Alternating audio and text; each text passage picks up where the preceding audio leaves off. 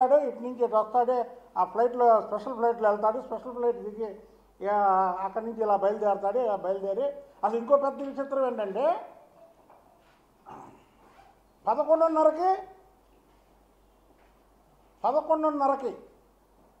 కోర్టుకి హాజరవుతారు. 12:30కి బయటకు వస్తారు. అంటే జడ్జి గారు చెప్పాలా బయటికి వెళ్ళే టైము, ఆయన పిలిచే టైము కోర్టుకి. నాకు తెలిసైతే 10:30 కల్లా ముద్దాయి అనేవాళ్ళు కోర్టులో ఉండాలి. లోపల 11:30కి వెళ్ళడం ఏంటి, 12:30కి బయటికి రావడం ఏంటి అని న్యాయ వ్యవస్థ కూడా నువ్వు చెప్పినట్టు వినాలని ఒక రాజ్యాంగాన్ని నేను సృష్టించుకున్నావా? నువ్వు ఎక్కడైనా ఉందా ఇది? ఎక్కడైనా ఉందా? మా మీద కూడా ధర్నా కేసులు, నీ ప్రభుత్వంలో 38 కేసులు మా మీద పెట్టారు.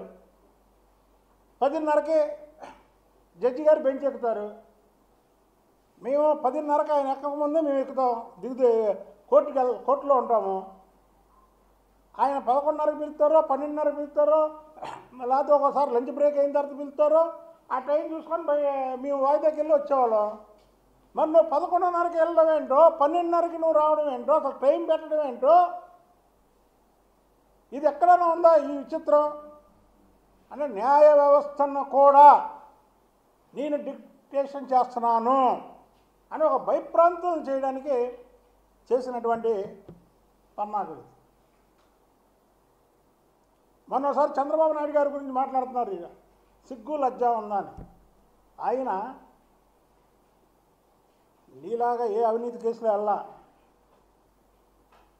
మీ నాన్నగారు ముఖ్యమంత్రిగా ఉన్నప్పుడు ఆయన మీద 11 ఎంక్వైరీలు వేస్తే ఏ ఒక్క ఎంక్వైరీ కూడా ఆయన అవినీతి పడడం తేల్చలేక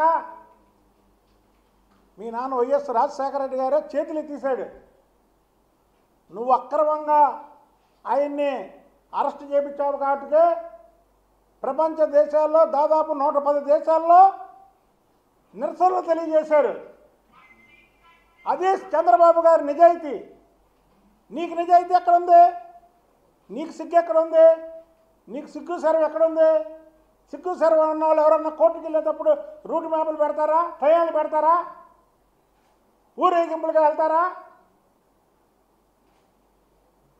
కాబట్టి జగన్మోహన్ రెడ్డి చెప్తున్నాం, మేము న్యాయ నిపుణులతో కూడా మాట్లాడతాం ఈ ప్రెస్ మీట్ అయిన అనంతరం.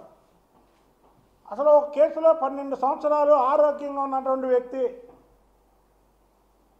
ఏదైనా ఆరోగ్యం బాగోక సిక్ అయితే దాంట్లో కోర్టులో టైం తీసుకోవచ్చు. ఒక ఆరోగ్యంగా ఉన్న వ్యక్తి 52 ఏళ్ళ కుర్రాడు మరి ఏంటో, మరి ఆయన 12 సంవత్సరాలు బెయిల్ మీద ఉండడం ఏంటో, ఆయన బెయిల్ మీద ఉండి ఎంతోమందిని భయప్రాంతులను చేస్తున్నాడు. ఇవాళ బయట ఆయన ముఖ్యమంత్రిగా ఉండగా భయప్రాంతులు చేశాడు, ప్రతిపక్ష నాయకుడిగా భయప్రాంతులు చేశాడు, ఇవాళ పులివెందుల ఎమ్మెల్యేగా కూడా భయప్రాంతులు చేస్తున్నాడు. వర్షాలు వస్తే రాజధాని మునిగిపోయిందని ఒక తప్పుడు విజువల్. వర్షాలు వస్తే లేదు, ఈ రాష్ట్రానికి పెట్టుబడులు తీసుకురావడానికి ఇతర దేశాల నుంచి, ఇతర రాష్ట్రాల నుంచి ఎవరన్నా పారిశ్రామికవేత్తలు వచ్చి చంద్రబాబు గారు, లోకేష్ బాబు గారు వాళ్ళతో మాట్లాడుతుంటే ఆ ట్రైన్లో ఏదో ఒక అలజడి వాళ్ళని భయపెట్టారు.